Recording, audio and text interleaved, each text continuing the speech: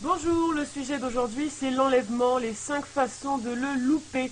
Alors on va s'intéresser tout de suite à la première façon, regarder la télévision. Un chrétien peut-il regarder la télévision? Alors on va définir les termes de cette question de manière scolaire pour pouvoir mieux y répondre. Alors un chrétien c'est quoi?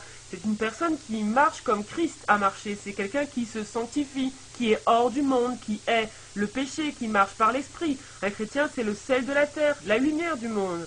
Et la télévision, qu'est-ce que c'est? Eh bien, on peut définir la télévision comme Sodome et Gomorrhe, comme le monde, comme un lieu de débauche, de fornication, d'adultère, de luxure. C'est un lieu d'adoration des différents faux dieux. En fait, la télé, c'est le guide pratique pour vivre selon la chair. Alors on trouve à la télé essentiellement des émissions et des films qui font la gloire de Satan, puisqu'ils exaltent la fornication, l'homosexualité, le vol et le mensonge. Alors on va s'arrêter un instant sur donc le cas de la télévision qui nous concerne tous en prenant l'exemple de la série 24 heures chrono, très connue, très populaire. Donc 24 heures chrono, c'est un monde dans lequel bien évidemment Dieu n'existe pas. Les problèmes les plus graves de la planète sont résolus par les hommes, un en particulier au-dessus des lois, meurtriers, cruels, violents, menteurs, fornicateurs, adultères, blasphémateurs, qui pratiquent la torture. La liste est longue, mais la série est faite de telle sorte que l'action ne vous permet plus de garder des distances par rapport à cela. Donc le chrétien qui va regarder cette série aura le cœur emporté dans une succession d'événements, mais finalement de péchés proposés donc par celle-ci. Et il va évoluer dans une atmosphère qui déplaît fortement à Dieu, mais va se dire je ne regarde que pour l'intrigue, qui est certes passionnante, mais en oubliant que le prix de ce divertissement, c'est de fortement déplaire à l'Éternel. Et pourquoi on déplaît à l'Éternel? Qu'est-ce qu'il y a de mal à regarder 24 heures chrono? Eh bien la Bible dit de s'éloigner, d'éloigner nos yeux de l'iniquité, de ne pas toucher à ce qui est impur pour être accueilli par Jésus, de se préserver des souillures du monde, de sortir du monde, de ne pas aimer ce qui est dans le monde, car l'amour du monde est inimitié contre Dieu. Sans compter que Jack Bauer, le héros de cette série, est apparenté à un sauveur pour l'humanité. Alors, les francs-maçons qui contrôlent toute cette industrie cinématographique veulent effacer de la mémoire des gens Dieu. Ils veulent effacer ces commandements, ils recréent un monde où ces commandements n'ont aucune sorte d'importance et ne sont même pas évoqués. Le monde s'en sort très bien sans Dieu dans leur production cinématographique. Il faut savoir que chaque film que ces personnes font est une insulte à la loi divine, même le moins violent, même le plus romantique. Le film Fleur Bleue mettra en scène des personnes qui vivent dans la fornication, mais sans aucune mention de la loi divine, sans culpabilité. Et c'est le but absolu de cette industrie du cinéma. Changer les mœurs, faire oublier toute morale. Et aujourd'hui, ça apparaît d'une façon assez flagrante. La moindre série va mettre en scène des filles avec des décolletés provocants, choquants, et ne deviennent finalement toutes ces séries que des prétextes pour montrer cette impudicité, la faire passer pour quelque chose de naturel. Et on finit par la retrouver dans les rues, dans les écoles et dans les églises. Donc les mauvaises mœurs corrompent les bonnes. C'est ce que la Bible dit, et c'est la raison pour laquelle un enfant de Dieu ne doit pas poser ses regards sur les programmes que propose la télévision, que ce soit en France la Nouvelle Star, ou d'ailleurs les shows qu'il propose glorifient toujours Satan, où le jury est volontairement moqueur, alors que la Bible dit de ne pas s'asseoir à la table des gens moqueurs. C'est un jury qui est méchant, acerbe, rebelle, et toutes ces caractéristiques n'appartiennent pas à notre royaume. Quand on se met devant la télé, on s'éteint spirituellement. Ça nous éloigne de la présence de Dieu. Et pourquoi? Parce que Dieu est saint. Et qui n'ira qu'après un film ou une série du monde, il ne s'est pas retrouvé dans un état spirituellement lamentable. On ne peut pas regarder Grey's Anatomy ou Dr House avec Dieu. Je ne sais pas quelle série encore je pourrais citer, mais dans toutes ces séries, c'est la méchanceté, la débauche la plus absolue. Donc si en tant que chrétien, on prend du plaisir à regarder des gens vivre dans la perdition, on a un problème sérieux. L'église que Jésus vient chercher est une église sans tache, et la télé est le meilleur moyen de se salir. Je ne parle même pas de ces clips vidéo pornographiques qui passent en continu sur les chaînes musicales. Beyoncé, que vous voyez à l'écran en ce moment, affirme à chacune de ses interviews qu'elle est animée d'un esprit qui prend le contrôle lorsqu'elle monte sur scène et la pousse à faire des choses totalement impudiques. Elle a lutté contre cet esprit, dit-elle, mais maintenant, elle lui laisse toute la place et lui donne d'ailleurs le nom de son prochain album, Sasha Fierce. Ce n'est pas quelque chose qui appartient aux chrétiens, ça ne nous concerne pas. La Bible est claire, sortez du milieu d'elle, mon peuple, pour ne pas prendre part à ces fléau. Donc Satan est en train de mener le monde vers les ténèbres totales, la séduction, et les chrétiens ne doivent pas se laisser séduire. La télé est l'un des meilleurs moyens de louper l'enlèvement.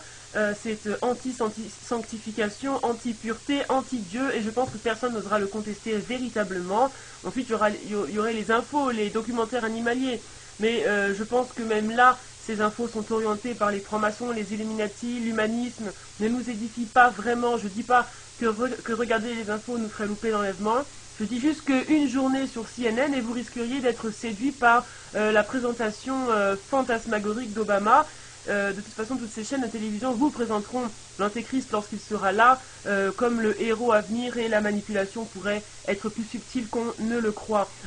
Il reste évidemment les documentaires animaliers, les chaînes historiques, mais le problème c'est que lorsqu'on allume sa télévision, on est guetté par l'esprit du monde qui figure sur les autres chaînes, par lesquelles il nous faut passer comme par un champ de mine pour en arriver là.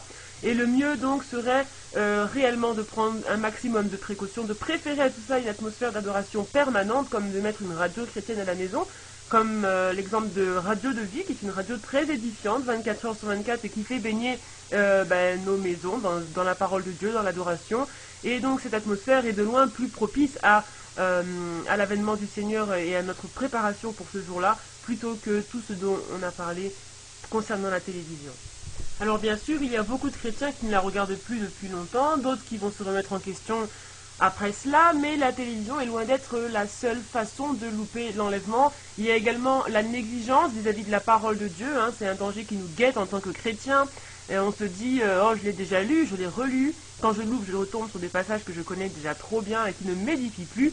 Et pourtant sa parole est une lumière sur notre sentier, on doit constamment s'en imprégner, rester dans cet état d'esprit, dans cet environnement spirituellement sain, et cela permet de demeurer sur la même longueur d'onde, si je puis dire, du Seigneur, et de ne pas se connecter par inadvertance à celle du monde. Donc lorsque le désintérêt à lire la parole de Dieu nous assaillit, nous devons prier et demander à Dieu de raviver en nous l'amour de sa parole. Paul nous dit dans Éphésiens que la parole de Dieu est une épée, et puisque nous sommes en guerre, il n'est pas question de laisser notre épée de côté, ne serait-ce qu'un seul instant. Nous sommes des soldats et nous ne devons pas nous séparer de cette arme offensive. Donc tant que nous ne sommes pas arrivés à la perfection, nous avons besoin de prendre quotidiennement notre température spirituelle, et c'est la Bible qui nous la donne. Donc si nous sommes froids, si nous sommes tièdes, si nous sommes bouillants, si nous sommes sauvés ou pas, c'est au travers de la parole de Dieu que nous sommes en mesure de nous examiner. Elle nous révèle aussi la volonté du Père, donc c'est un trésor d'une richesse inestimable que nous sommes censés considérer tous les jours, notamment parce que les martyrs de nombreux chrétiens ont souffert pour que nous puissions en bénéficier aujourd'hui. Donc connaissons sa richesse, aimons-la, et si nous n'arrivons vraiment pas à la lire, prenons autorité, puisque nous ne luttons pas contre la chair et le sang, mais contre des principautés et des dominations dans les lieux célestes. Donc une chose est sûre, c'est que de ne pas s'imprégner de la parole de Dieu est l'un des meilleurs moyens de ne pas être enlevé. Jésus disait, Père, sanctifie-les par ta parole est la vérité. Donc le monde nous envoie sans cesse des signaux négatifs et malsains, nous devons nous sanctifier quotidiennement dans la parole, notre chair est en perpétuelle opposition à Dieu, alors nous devons la combattre par la parole. Il y a également une troisième façon de louper l'enlèvement, c'est de faire comme tout le monde, comme la majorité des chrétiens.